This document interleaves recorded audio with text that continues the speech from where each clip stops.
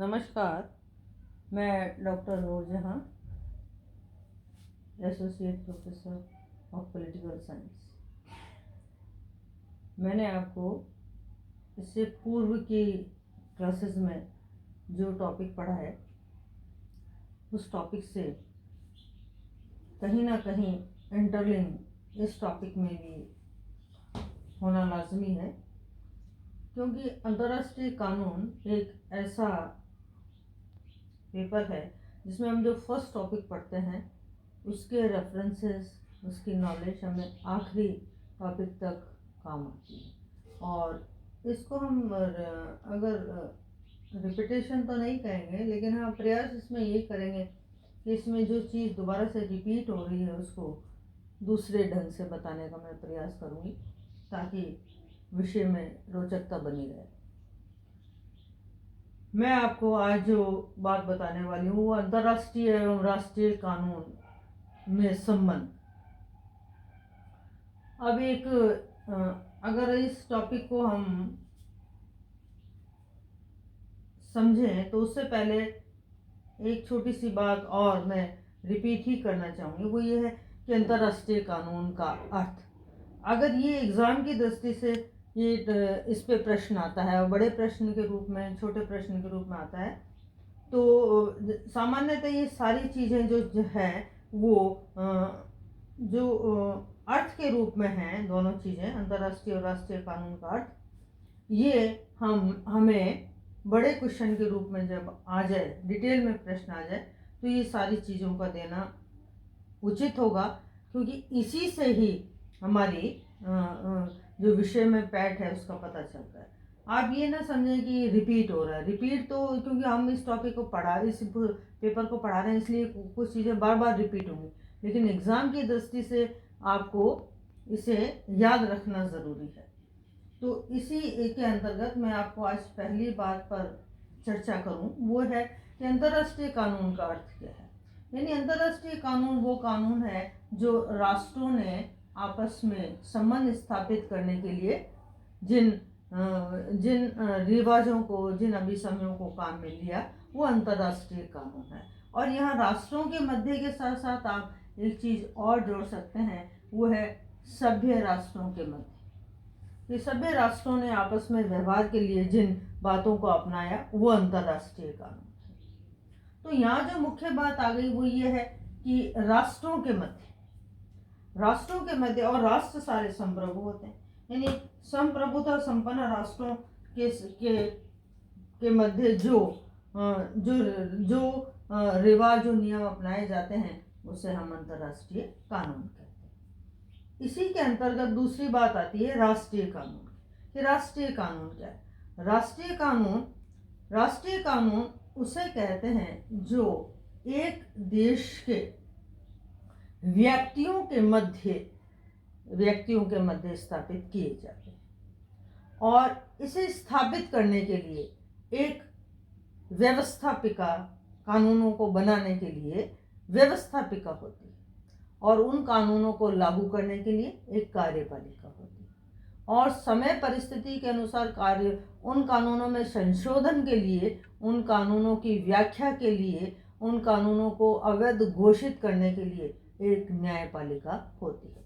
यानी यहाँ 3 संस्थाएं होती हैं, और निश्चित रूप से हर राष्ट्रीय कानून में ये संस्थाएं पाई जाती हैं। वो है व्यवस्थापिका यानी एग्जीक्यूटिव, व्यवस्थापिका, कार्यपालिका और न्यायपालिका। और अगर कोई व्यक्ति राष्ट्रीय कानून की उल्लंघना करे तो वो दंड का भागीदार निश्चित रूप से होगा, उसको अपने अपराध के अनुसार दंड दिया जाए। यानी व्यक्ति अपने राष्ट्रीय कानून की उल्लंघना पर बच नहीं सकता है, जबकि अंतर्राष्ट्रीय कानून में ऐसा कोई प्रोविज़न नहीं है। हाँ, समय परिस्थिति के अनुसार इसमें बहुत सारी चीज़ें जुड़ गई हैं, ऐड हो गई हैं, लेकिन बेसिक रूप से हम यहाँ यह 2 चीज़ ही ध्यान देंगे कि अंतर्राष्ट्रीय कानून सभ्य राष्ट्रों के मध्य अपनाए गए सभ्य नियम हैं, व्यवस्थाएं हैं जब अंतर्राष्ट्रीय कानून कहते हैं। लेकिन राष्ट्रीय कानून वो व्यवस्था है जिसमें व्यक्तियों के संबंधों को, व्यक्तियों को संयमित करने के लिए बनाए जाते हैं। और इस कानून को बनाने के लिए हर देश में एक व्यवस्थापिका होती है, एक कार्यपालिका होती है, और इन कानूनों की सुरक्षा के लिए एक न्यायपालिका होती है। और न्यायपालिका के बहुत सारे स्तर हर देश की व्यवस्थाओं के अनुसार होते हैं। कहीं वो जिला स्तर पर भी होती है, राज्य स्तर पर होती है, और एक केंद्र स्तर पर भी होती है। ये देश की राजनीतिक व्यवस्था पर निर्भर करता है कि उसने कौन सी शासन प्रणाली को अपनाया, उसके अनुसार न्यायपालिका का ये पिरामिड होता है। और एक राष्ट्रीय कानून के अलग अलग उल्लंघन होने पर निश्चित रूप से व्यक्तियों को दंड दिया जाता है। ये हो गया राष्ट्रीय और अंतर्राष्ट्रीय कानून। छोटे से अर्थ में दोबारा से कि राष्ट्रों के मध्य जो व्यवस्थाएं हैं, नियम हैं, रिवाज हैं, अंतर्राष्ट्रीय कानून है, और व्यक्तियों के मध्य जो व्यवस्थाएं हैं वो राष्ट्रीय कानून है। एक बात निश्चित रूप से लिखें कि राष्ट्रीय कानून में कार्यपालिका, व्यवस्थापिका और न्यायपालिका जैसी संस्थाओं का होना निश्चित रूप से अनिवार्य है। अब ये दोनों चीज़ें समझने के बाद बहुत सारे प्रश्न राजनीति विज्ञान के विद्यार्थी होने के नाते हमारे जहन में आते हैं, और उनमें से हम उन प्रश्नों को चुन लेते हैं जो दोनों के अंतर को स्पष्ट करें। हालांकि हमारी अगली नेक्स्ट क्लास के अंदर मैं आपको दोनों के बीच में अंतर ही नहीं है, दोनों के बीच में संबंध भी बहुत सारे हैं, उन्हीं संबंधों के आधार पर हम इस टॉपिक को पढ़ते हैं। लेकिन एक बार अंतर पर नज़र डालें ताकि हमारे जो कंसेप्ट हैं नेशनल लॉ को लेकर, कानून को लेकर, वो स्पष्ट रहें। व्यक्तियों एवं राज्य संबंधी अंतर। हम ये बात से पूरी तरह से वाकिफ हैं कि अंतर्राष्ट्रीय कानून का संबंध पूरी तरह से राज्यों से होता है। यहाँ व्यक्ति विशेष की इम्पोर्टेंस नहीं होती, यहाँ राज्यों की इम्पोर्टेंस होती है। और राज्यों के मध्य जो रिवाज, अभी समय जो नियम, संविदा आदि उत्पन्न होती है वो अंतर्राष्ट्रीय कानून है, अर्थात इसका संबंध पूरी तरह से राज्यों से होता है।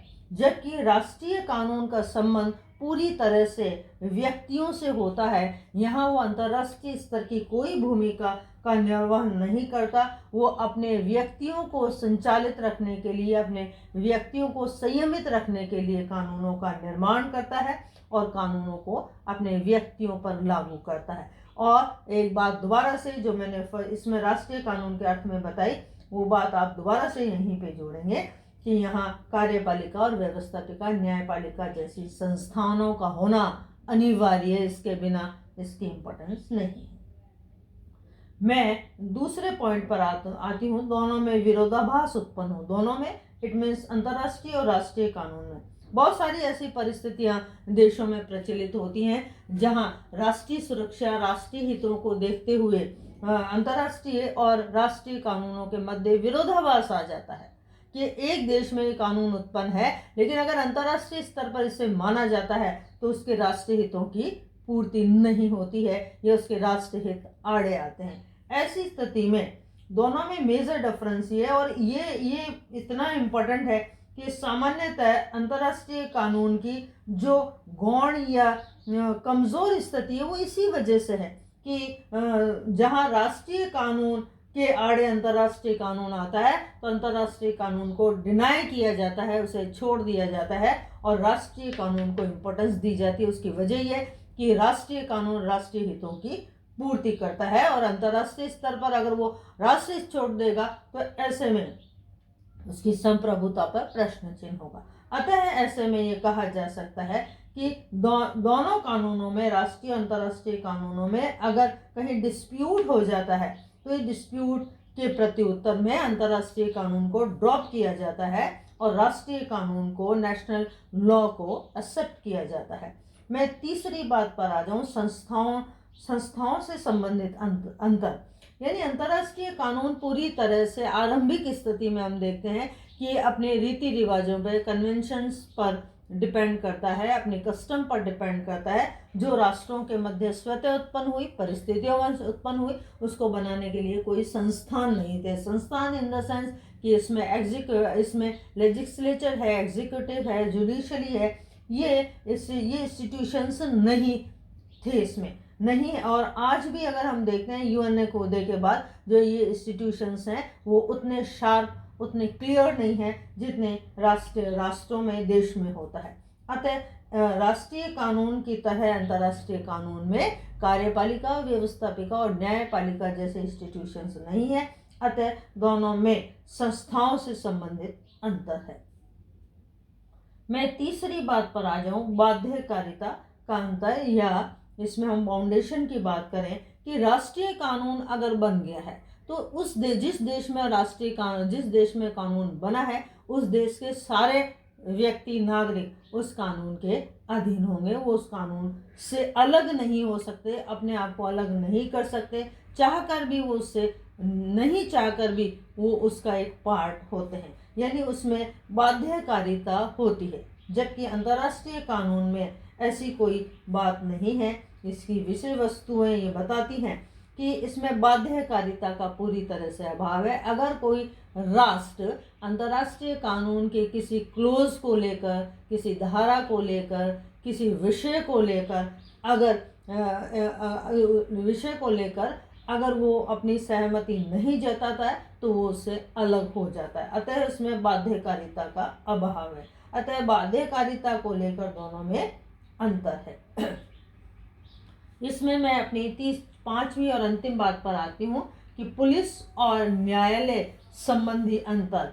अंतर्राष्ट्रीय कानून में पुलिस और न्यायालय जैसी स्थितियाँ नहीं है, जबकि राष्ट्रों में या राष्ट्रीय कानून के अंतर्गत पुलिस व्यवस्था है, यानी एक मिलिट्री सेना व्यवस्था होती है जो देश की बाउंड्रीज की रक्षा करती है, लेकिन इसके अलावा देश के अंदर इंटरनल व्यवस्थाओं को सुधारने के लिए, कंट्रोल करने के लिए वहाँ पुलिस व्यवस्थाएं होती हैं। पुलिस अपराधियों को रोकने का काम करती है, अपराधों को कंट्रोल करने का काम करती है, अपराधियों को पकड़ने का काम करती हैं। इसमें उनके लिए जेल आदि व्यवस्थाएं, सुधार गृह, ये सारी व्यवस्थाएं इसके अंतर्गत आती हैं। न्यायालय स्तर पर भी हम देखें कि हर एक देश की न्याय व्यवस्था के अंतर्गत इसका एक स्ट्रक्चर होता है। विभिन्न स्तरों पर न्यायपालिकाएं विद्यमान होती हैं और उसके बाद एक अंतिम स्तर पर न्यायपालिका होती है। बहुत सारे ऐसे देश हैं जहां एकल न्यायपालिका भी होती है, यानी केवल एक ही न्यायपालिका सेंट्रल लेवल पर होती है। ये देश की राजनीतिक व्यवस्था और देश ने अपनाई गई शासन प्रणाली के अंतर्गत होता है। अतः ये कहा जा सकता है कि पुलिस और न्यायालय संबंधी जो ये व्यवस्थाएं हैं यह अंतर्राष्ट्रीय कानून में हमें नहीं मिलती हैं, जबकि राष्ट्रीय कानून में हमें इसका स्पष्ट वर्णन मिलता है। इसके अंतर्गत ये बात स्पष्ट है कि इन दोनों में इन 5 बिंदुओं के अंतर्गत अंतर पाए गए हैं। क्या इन अंतरों के आधार पर हम यह नहीं कह सकते कि राष्ट्रीय कानून और अंतर्राष्ट्रीय कानून में कोई रिलेशन ही नहीं है? निश्चित रूप से इसमें बहुत सारे रिलेशन हैं जिसको हम बहुत डिटेल में नेक्स्ट क्लास के लिए पढ़ेंगे। मैं उम्मीद करती हूँ कि सुनने वाले स्टूडेंट इससे निश्चित रूप से लाभान्वित होंगे। आज के लिए इतना ही। धन्यवाद।